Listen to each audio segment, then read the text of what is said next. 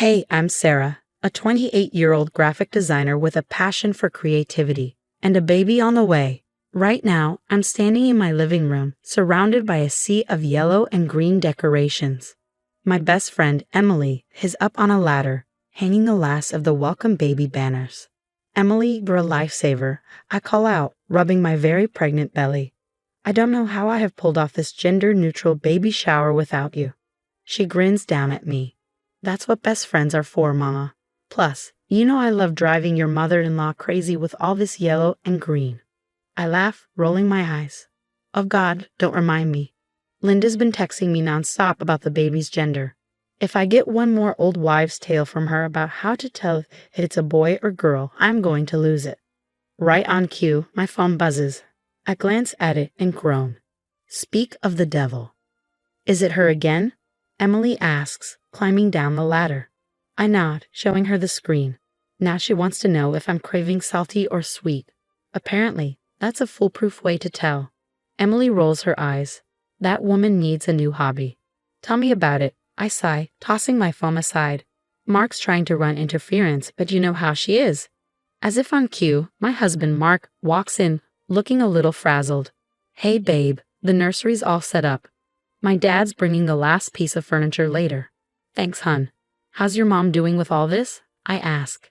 He runs a hand through his hair, looking exhausted. Persistent as ever, but don't worry. I've told her 100 times we're keeping it a surprise. Good luck with that, Emily snorts, just as the doorbell rings. It's my parents, Robert and Carol, their arms loaded with gifts and snacks. Sweetie, the place looks fantastic. Robert beams, setting down the boxes. Your mother's right, you've done an amazing job.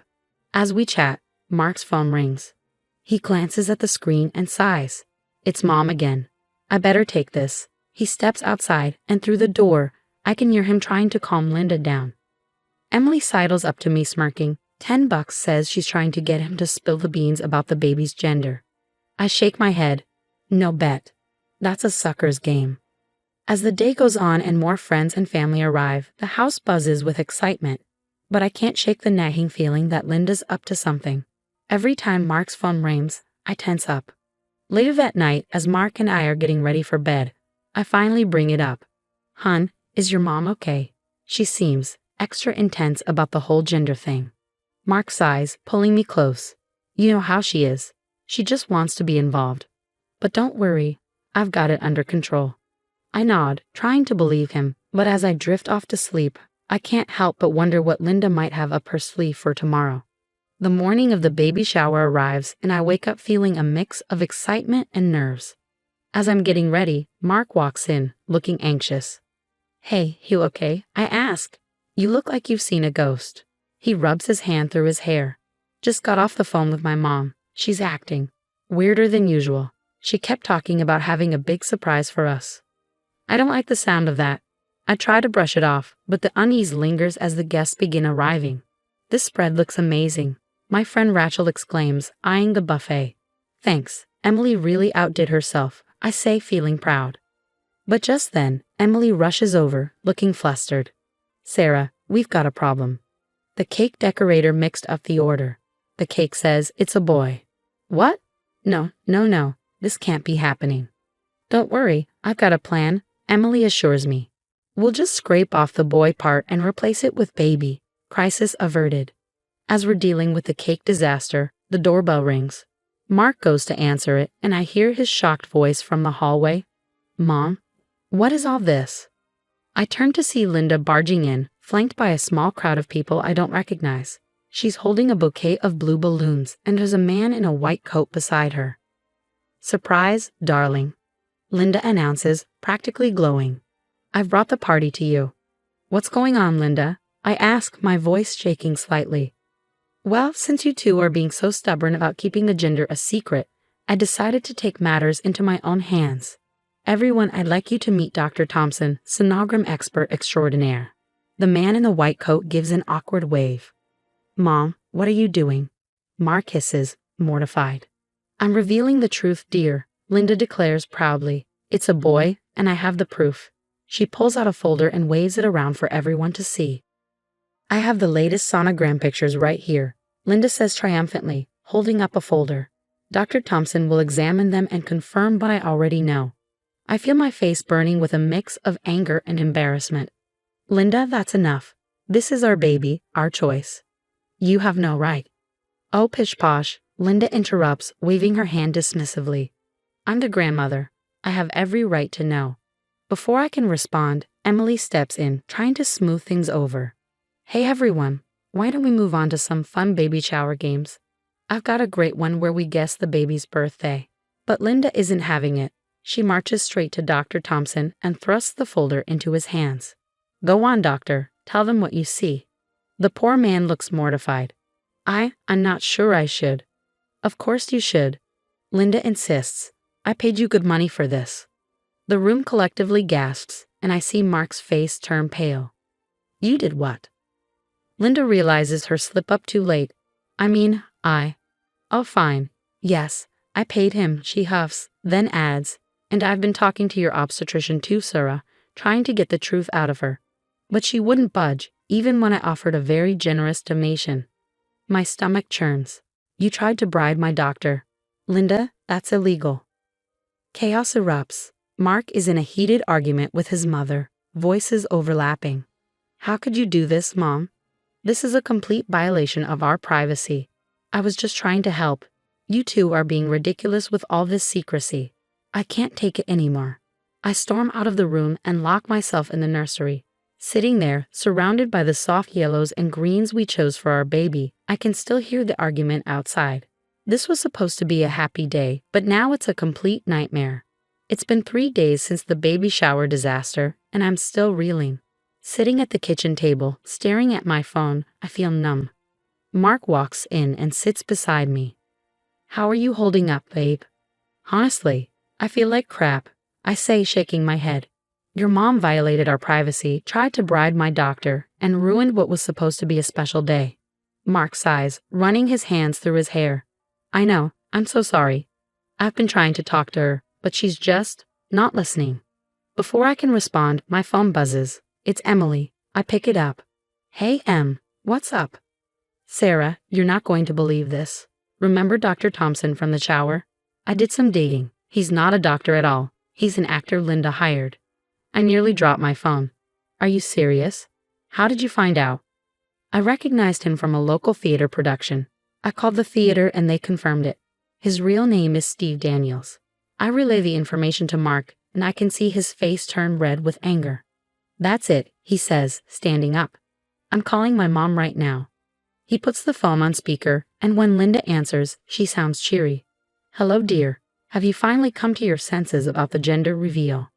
Mark's voice is ice cold. Cut the crap, Mom. We know about the fake doctor. How could you do this? There's a pause before Linda responds, her voice defiant. I did what I had to do. You two were being absurd with all this secrecy. I can't hold back anymore. Linda, he had no right. You violated our privacy and possibly broke the law. Oh, please, she scoffs.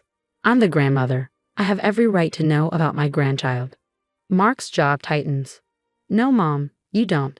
And until you can understand that and apologize, we're going to need some space. He hangs up, leaving a heavy silence in the kitchen. I feel emotionally drained. I need to file a complaint with the hospital, I say.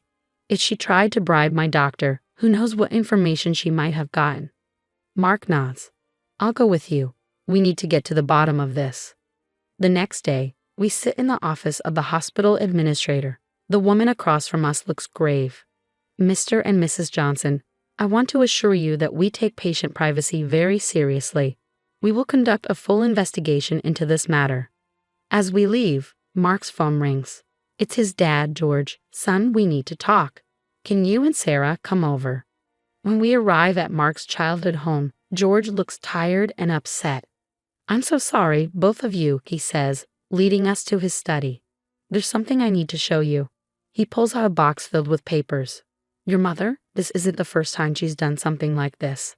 I've been keeping track over the years. She's always had trouble respecting boundaries, especially when it comes to family.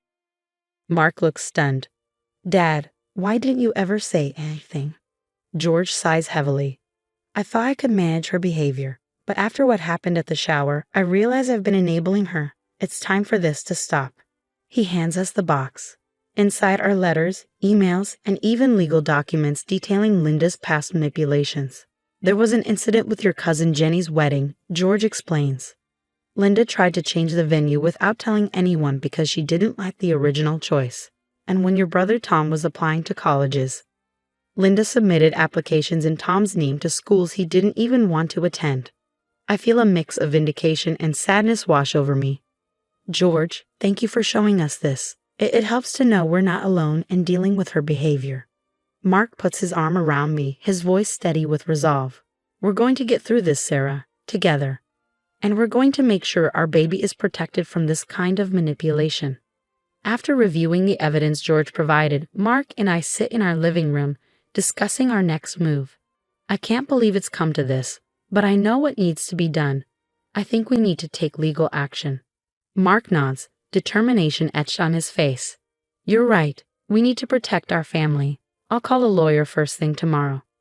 The following day, we're sitting in Attorney Johnson's office.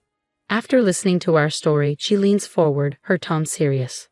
Based on what you've told me, we have grounds for a restraining order, and possibly charges for invasion of privacy and harassment. What about the hospital? I ask. Shouldn't they be held accountable too?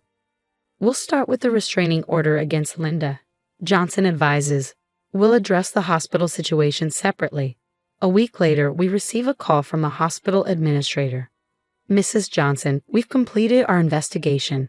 I'm deeply sorry to inform you that one of our nurses, under pressure from your mother-in-law, did leak some of your confidential information. I feel my anger rising. What's being done about this? I ask, struggling to stay calm. The nurse has been terminated and we're implementing stricter privacy protocols. We'd also like to issue a formal apology and discuss compensation for this breach. After hanging up, I turn to Mark. Well, at least they're taking it seriously. Small consolation, he mutters. But it's something. Weeks pass, and finally, we find ourselves in court. Linda sits at the defendant's table, her expression defiant. The judge enters, and the proceedings begin. Our lawyer presents the evidence. Linda's hiring of a fake sonogram expert, her attempted bribery, the leaked medical information, and George's documentation of her past manipulative behaviors. Linda's lawyer tries to paint her actions as those of a concerned grandmother who went too far, but the judge isn't swayed.